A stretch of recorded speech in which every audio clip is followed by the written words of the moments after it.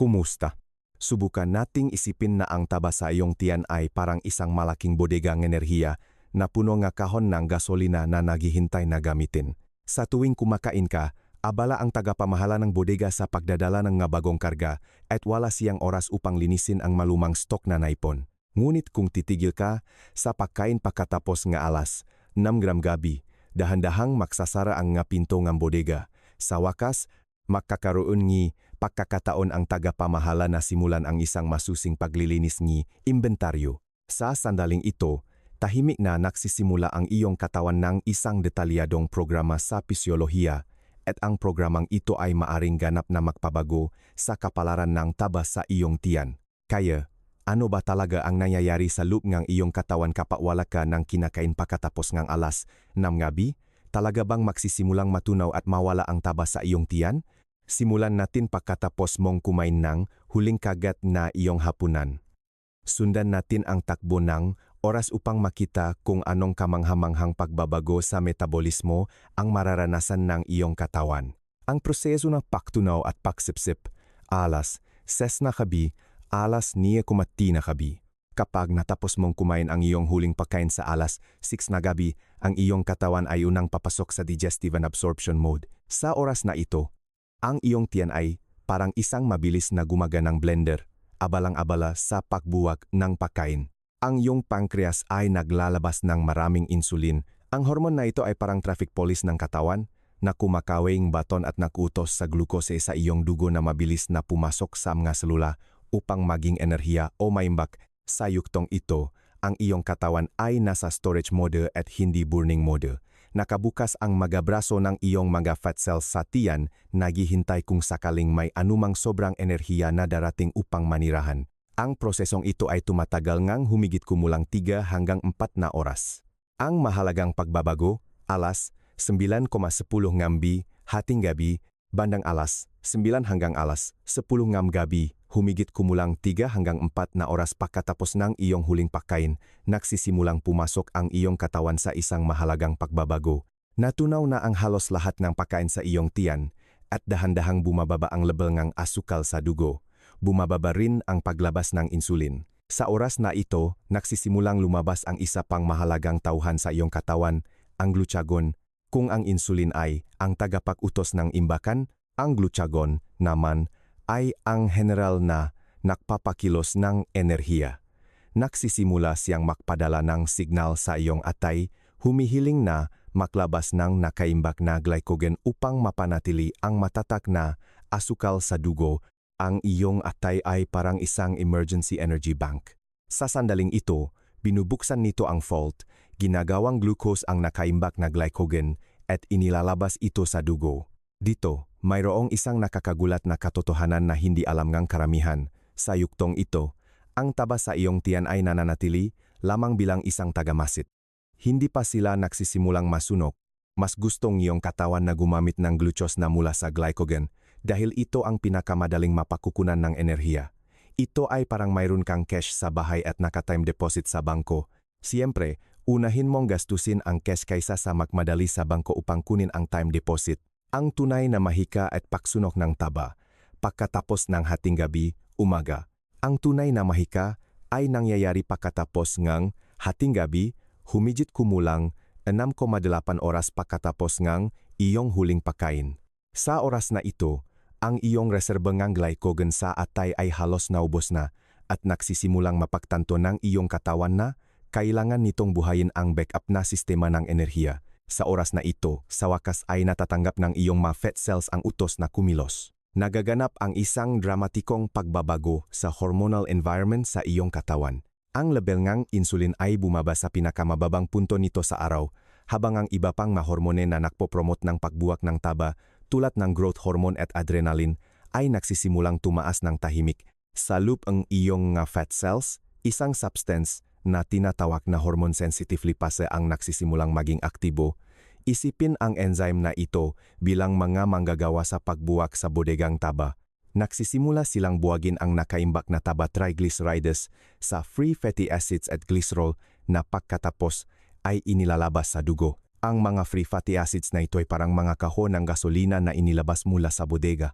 Sa pamamagitan ng dugo, dinadala sila sa iyong makalamnan, puso, atay, at iba pang organo, kung saan sinusunok sila sa mitokondria upang maging ATP. Ang ATP ay ang currency ng enerhiya ng iyong katawan. Kailangan ito ng bawat selula upang gumana. Ayon sa isang pag-aral mula sa Universidad ng Santo Tomas, kapag ang katawan ng tao ay pumasok sa mode na ito ngang pagsunong ng taba, ang bilis ng pagbuwak ng taba sa tiyan ay bumibilis ng malaki. Lalo na, ang visceral fat sa tiyan, ang taba na nakabalot sa iyong internal organs, ay partikular na sensitibo sa ganitong estado ng pagkain. Mas madali silang mapakilos at masunog kaysa sa subcutaneous fat. Ito rin ang dahilan kung bakit maraming tao na nag-intermittent fasting ang unang pumapayat ay sa baywang. Pagdating ng umaga, humigit kumulang 12 hanggang 14 na oras pagkatapos ng iyong huling pagkain, ang iyong katawan ay malalim nang nakapasok sa mode ng pagsunog ng taba. Ang makababago na nangyayari sa iyong katawan sa oras na ito ay talagang kahanga-hanga. Nagsisimulang buhayin na iyong katawan ang isang proseso na tinatawag na ketogenesis. Ginagawan na iyong atay ang fatty acid sa ketone bodies, na isang napakahusay na gasolina na gustong-gusto na iyong utak. Ang ketone bodies ay parang advanced aviation fuel para sa utak, mas malinis at mas matagal kaysa sa ordinaryong glucose. Mas kahanga-hanga pa sa yuktong ito, nagsisimulang buhayin nga iyong mga selula ang isang prosesong paglilinis na tinatawag na autophagy. Ang Nobel Prize sa Physiology o Medicine noong 2016 ay iginawat sa mga siyentipiko na nakatuklas ng mekanismo ng cellular autophagy. Ang cellular autophagy ay parang microcleaners sa iyong katawan. Nililinis nila ang mga nasira at lumang protein at organeles sa lubong selula at nire-recyclang mga ito. Ang prosesong ito ay bumibilis ng malaki sa isang estado ng pag-ayuno. Isipin na ang iyong mga selula, habang walang bagong karga na pumapasok, ay nagsisimulang maglinis ng mga basura na naipon na ginagawang bago ang buong selula. Naranasan mo na ba ang pakiramdam na magaan ang iyong katawan pagkagising sa umaga at parang lumiit ang iyong baywang? Sabihin sa akin ang iyong karanasan sa comment section. Mga benepisyo ng paglilimita sa oras ng pagkain. Kung patuloy kang hindi kakain pagkatapos ng alas, 6 ng gabi, sa loop ng 12 hanggang 16 na oras, ang taba sa iyong tiyan ay dadaan sa isang patuloy na proseso ng pagsunok. Ipinapakita ng isang pag-aral mula sa pamantasang ng Pilipinas na ang ganitong pinalawik na bintana ng pag-ayuno ay maaring magpataas ng kakayahan ng iyong katawan na magsunong ng taba at sa gayon ay mas epektibong mabawasan ang naipon na taba sa tiyan.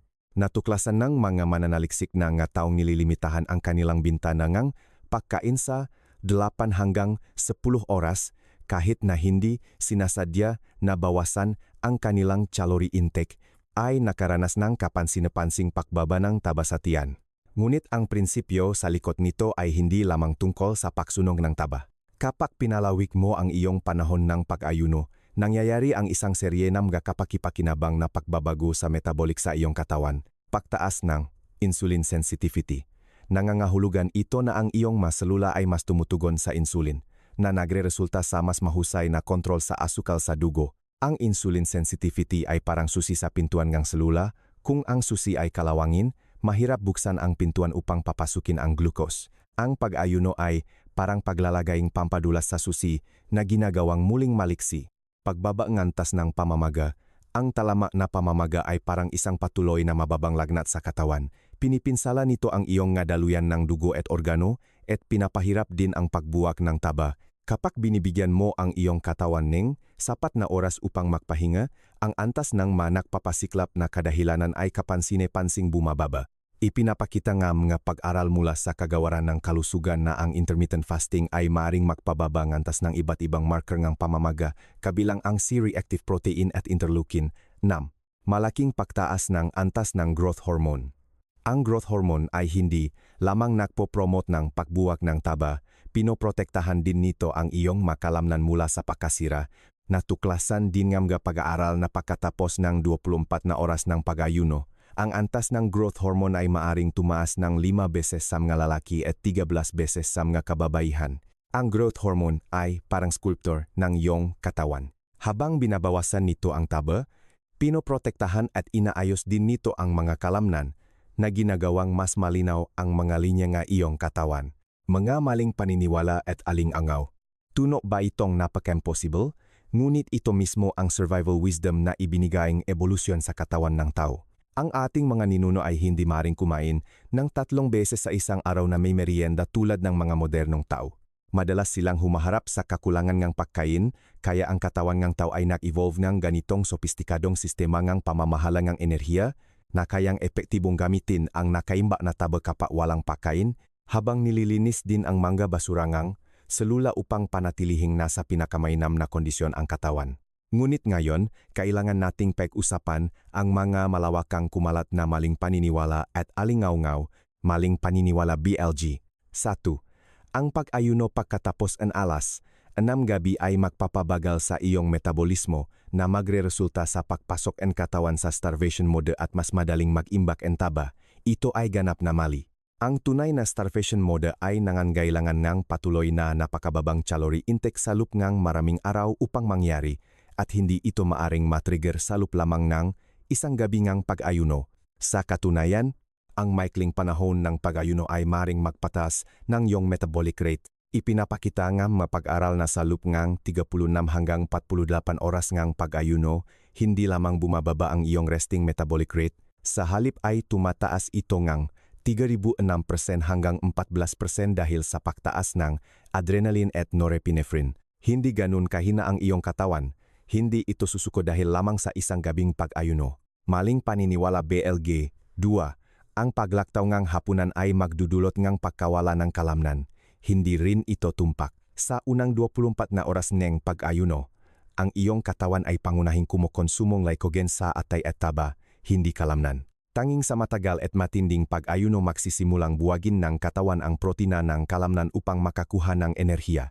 Bukod pa rito, ang pagtaas ng growth hormone sa panahon ng pag-ayuno ay aktwal na may positibong epekto sa pagprotekta ng kalamnan. Siyempre, ang kondisyon ay dapat kang kumonsumo ng sapat na protina at nutrisyon sa iyong bintana ng pagkain. Maling paniniwala BLG. 3. Mayroong magic sa alas 6 ng gabi. Sa katunayan, ang mahalaga ay hindi kung anong oras eksakto ka titigil sa pagkain, kundi kung gaano katagal mo pinapayagan ang iyong katawan na mag-ayuno. Maring tapusin ng isang tao ang kanyang huling pagkain sa alas 5 ng hapon habang ang isa naman ay sa alas 7 gabi. Ang susi ay upang matiyak na mayroong 12 hanggang 16 na oras na agwat sa pagitan ng iyong huling pagkain at na iyong unang pagkain sa susunod na araw. Ang bintana ng oras na ito ang susi sa pagpasok ng katawan sa mode ng pagsuno ng taba, nga mahalagang katotohanan at babala. Gayunpaman, kailangan nating bigyang diin ang isang napakahalagang katotohanan, ang pagtigil sa pagkain pagkatapos ng alas 6 gabi ay hindi angkop para sa lahat. Kung ikaw ay buntis o nakpapasuso, kailangan mong matatag na supplying nutrisyon upang suportahan ang paglaking sanggol. Hindi mo dapat gamitin ang pamamaraang ito kung mayroon kang diabetes, lalo na kung gumagamit kang insulin o ilang gamot sa pagbaba ng asukal sa dugo. Ang pagpapahabang oras ng pag-ayuno ay maaring magdulot ng mapanganib na mababang asukal sa dugo. Kailangan mong ayusin ang iyong oras ng pagkain sa ilalim ng gabay ng doktor. Kung mayroon kang kasaysayan ng eating disorders, ang paghihigpit sa oras ng pagkain ay maring mag-trigger ng hindi malusok na mga gawi sa pagkain. Dapat itong iwasan.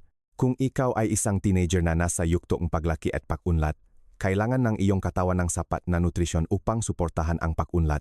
Hindi inirekomenda ang mahigpit na paghihigpit sa oras ng pagkain. Kung mayroon kang adrenal fatigue o matinding problema sa stress, ang pag-ayuno ay maaring magpataas ng iyong antas ng stress hormone na sa halip ay masama sa kalusugan. Kung ikaw ay isang atleta o nakikibahagi sa matinding pisikal na trabaho, maaring kailangan mo ngang mas nababaluktot na oras para sa nutritional supplementation. Kahit na ikaw ay isang malusok na may sapat na gulang, kailangan mo ring mag-ingat na huwag maging labis. Ang ilang tao, pagkatapos marinig ang nga benepisyo ng pag-ayuno, ay gustong pahabain ang oras ng pag-ayuno sa 18 oras, 20 oras, o kahit mas matagal pa o kumain ng napakali sa kanilang bintana ng pagkain. Ito ay sa halip magdudulot ng malnutrition, hormonal imbalance, at pagbaba ng immunity.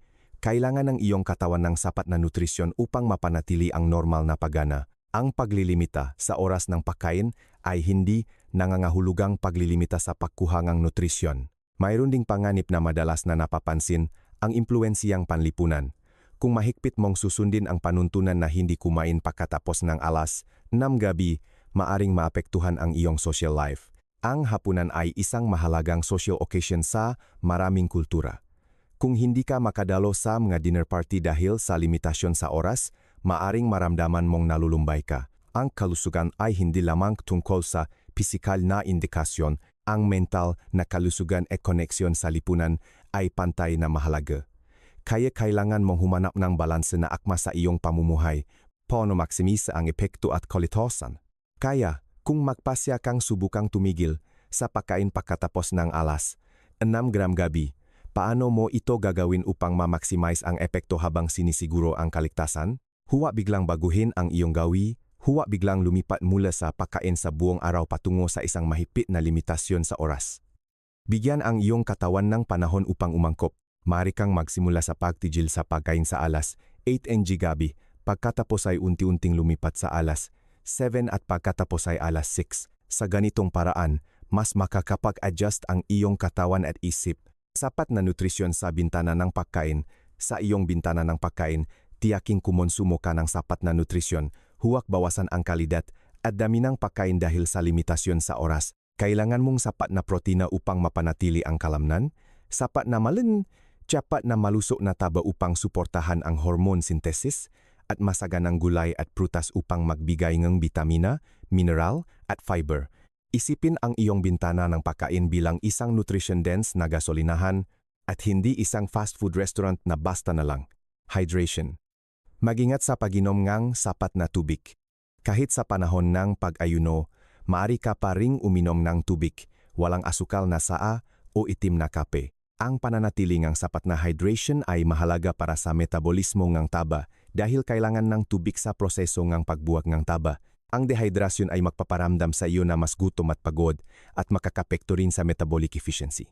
Makinig sa iyong katawan. Kung nakakaramdam ka ng pagkahilo, matinding pagod, pagkataranta o hirap mag-concentrate, maaring sinasabi sa iyo nga iyong katawan na hindi ito angkop para sa iyo o kailangan mong ayusin ang iyong pamamaraan. Huwag balewalain ang magababalangang iyong katawan para lamang masunod ang isang panuntunan.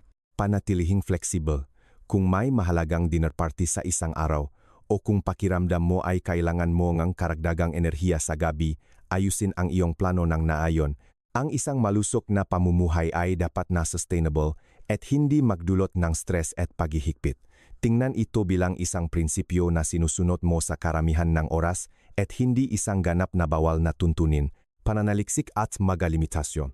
Sinusuportahan ng siyentipikong pananaliksik ang mga benepisyo ng pagpapahaba ng bintana ng pag-ayuno sa pagbawas ng taba sa tiyan.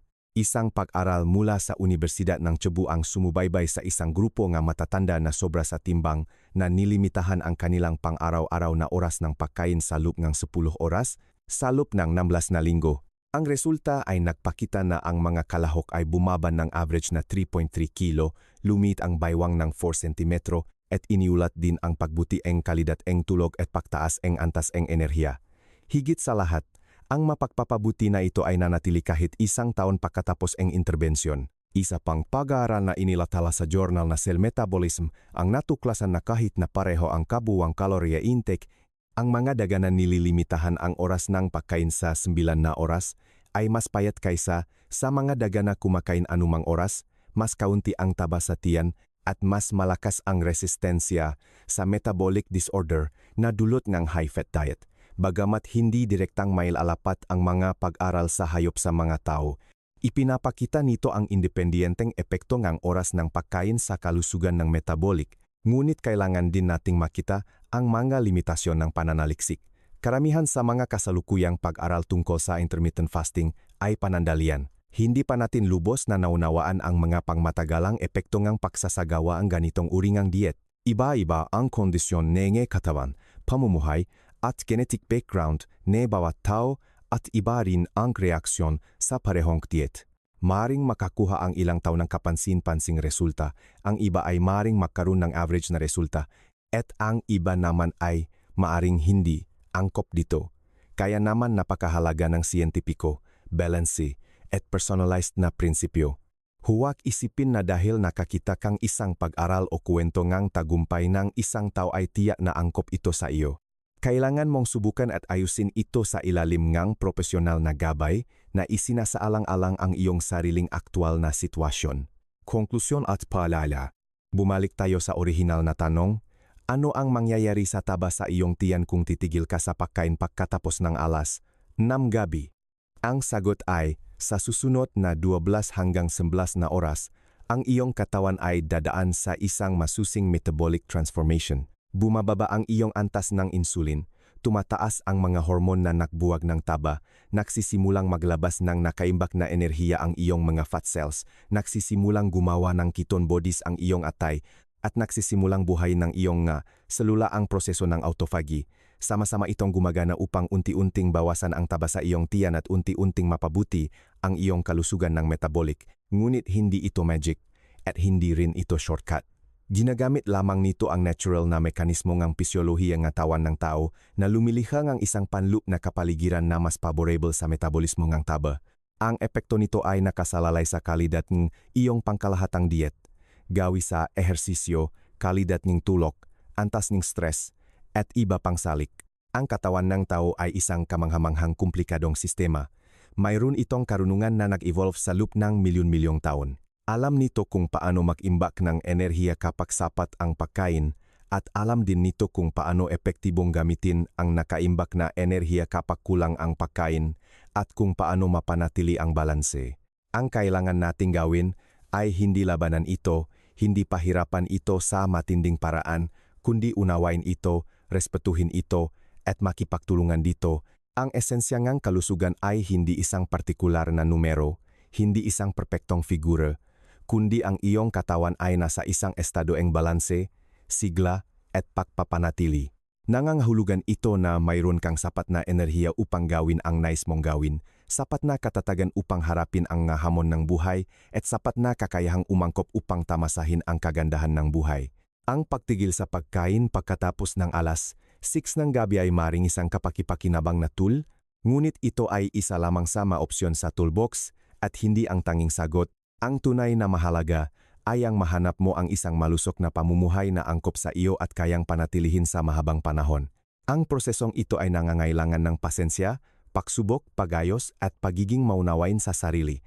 Kung ang artikulong ito ay nagbigay sa iyong bagong paunawa sa iyong katawan, kung natuto ka nga ilang mahalagang kaalaman sa aham, mangyaring i-like ang video na ito upang mas maraming tao ang makakita ng impormasyong ito. Kung gusto mong matuto patungkol sa kalusugan, nutrisyon, at siyentipikong kaalaman tungkol sa pisyolohiyang tao, mangyaring mag-subscribe sa aking channel.